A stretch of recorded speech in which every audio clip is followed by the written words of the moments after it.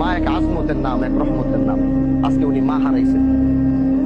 এই মা যতদিন বাইটা ছিল ওনার জন্য এক দরজা, দোয়ার এক দরওয়াজা তিনি খুলে রাখছিলেন। আজকে থেকে হয়তো সে মার দোয়া করতে পারবে। মা তো এক রহমতের নাম। যে প্যারালাইসিস হয়ে শুয়ে থাকলেও জাবানও যদি বন্ধ থাকে, যার অন্তর সন্তানের জন্য দোয়া করতে থাকে। মা যদি বুড়াও হয়ে যায়, মা তো মাই। এজন্য আল্লাহ রাসূল সাল্লাল্লাহু আলাইহি ওয়াসাল্লাম বলতেন, কারণ উনি তো ছোটবেলায় মায়ের গর্ভে থাকা অবস্থায় তিনি বাবাকে হারিয়েছিলেন এবং দুনিয়াতে যতদিন ছিলেন মায়ের স্পর্শ বেশি একটা পায় নাই। অভাবের কারণে দূরে চলে গেছিলেন, খাবার দাবার ঠিক মতো খাইতে পারতেন না।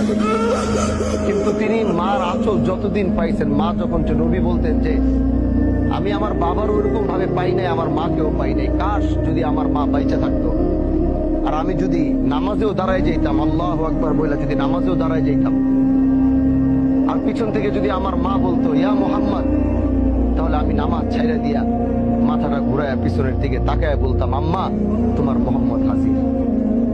এটা হচ্ছে মা। মা এক আজমতের নাম, এক রহমতের নাম। আজকে উনি মা হারাইছেন। এই মা যতদিন বাইচা ছিল ওনার জন্য এক দরজা, দোয়ার এক দরওয়াজা তিনি খুলে রাখছিলেন। আজকে থেকে হয়তো সে মার দোয়া করতে পারবে।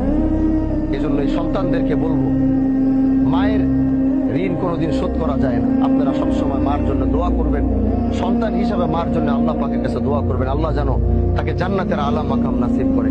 আল্লাহ যেন তাকে হযরতে আম্মাজান খাদিজা, আয়েশা, ফাতেমা রাদিয়াল্লাহু তাআলা আনহাদের সাথে যেন আল্লাহ তাকে একই বেহেশতে থাকার তৌফিক দান।